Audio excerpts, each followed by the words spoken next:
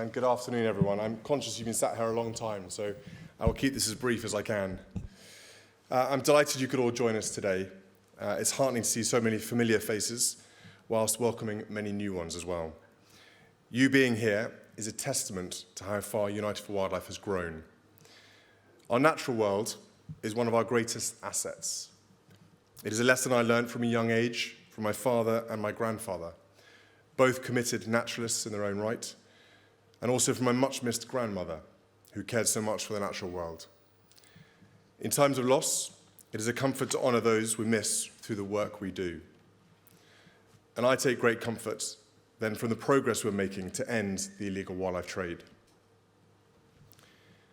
8 years ago, we set out to develop a solution to one of the largest, yet often overlooked, international crimes blighting our world. A crime that robs us all of our most precious natural resources and funds organised crime, the harms of which are often directly felt by the most vulnerable communities. And a crime that this year felt especially brutal. The devastating news about Ranger Anton Mzimba is shocking confirmation of how vicious the illegal wildlife trade is.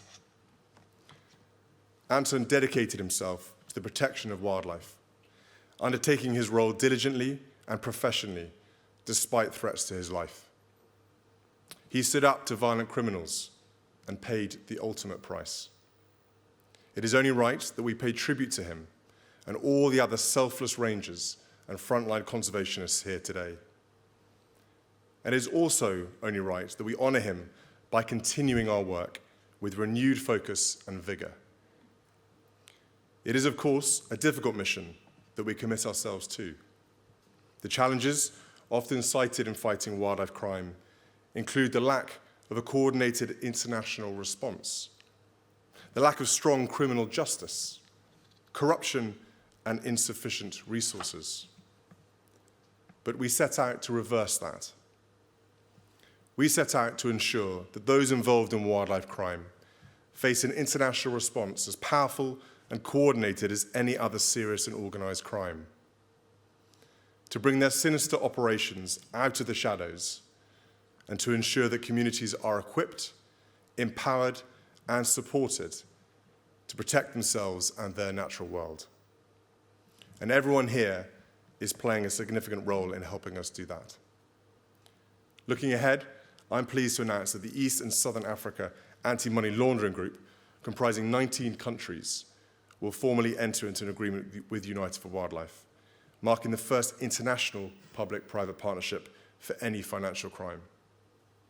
Thanks to your collaboration and forward thinking, our activity is having a demonstrable impact. And while we do not have the luxury of time, clearly we do have a proven roadmap to success and the motivation to put it into action.